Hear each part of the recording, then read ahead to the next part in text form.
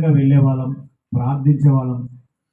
బైబిల్‌లో ముస్తఫా బ్రదర్‌ని చూసినప్పుడు నాకు ఒక విషయం గుర్తొస్తది.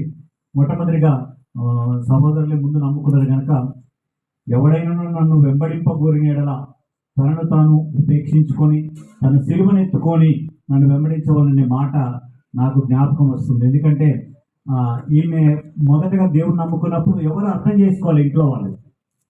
ఇంట్లో వాళ్ళు ఎవరు అర్థం చేసుకోవాలి, చాలా ఇబ్బందులు పెట్టారు.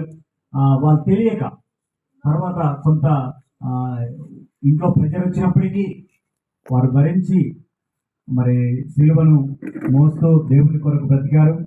ఇంకొక విషయం ఏంటంటే, నేను విన్నది, చూసినది, గమనించింది ఏంటంటే, పరిశుద్ధాత్మ దేవుడు కూడా బలంగా కార్యం చేశాడు ఇక్కడ. చాలా విషయాల్లో చాలా మందికి హీలింగ్ జరిగింది. దేవుడు ఒక్కొక్కరిని ఒక్కొక్క విధంగా వాడుకుంటాడు.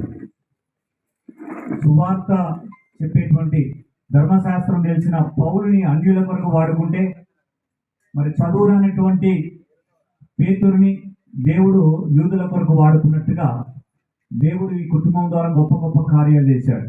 చాలా మంది రక్షణలోకి వచ్చారు. వాస్తవానికంటే ఈ కుటుంబంలో చూసి నమ్మారు ఎక్కువ మంది. చూడక నమ్మిన వారు 10 చూసి ఎక్కువ మంది నమ్మారు.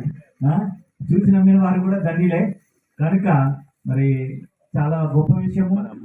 అదేవిధంగా మరి కుటుంబంలో అందరూ కలిసి దేవుని వెంబడించడం అనేది గొప్ప ఆధిక్యత, గొప్ప భాగ్యం. నాకు మరి ఈ కుటుంబంను చూసినప్పుడు, లేక అంకుల్ గారి విషయంలో ఒకటి గమనించినప్పుడు నాకు ఒక వాక్యం గుర్తొస్తుంది.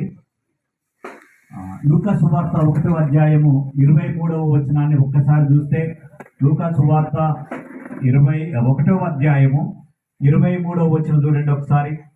ఎవరైనా చదివి సాయం చేయండి. అతడు సేవ చేయు దినములు సంపూర్ణమైనప్పుడు, హల్లెలూయా. చాలా మంది సేవకులు అంటే మరి ఈయన ఎక్కడ సంఘం కట్టిండు, ఎక్కడ పాటలు పాడిండు అని అనుకుంటారు.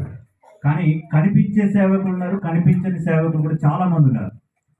చాలా మంది సువార్త చెప్తున్నారు, కొంతమంది సువార్తకు సాయం చేస్తున్నారు, మరికొందరు సువార్తకులు పంపుతున్నారు, ఇంకొందరికి సువార్త కొరకు మూలుగుతున్నారు, ప్రార్థన చేస్తున్నారు.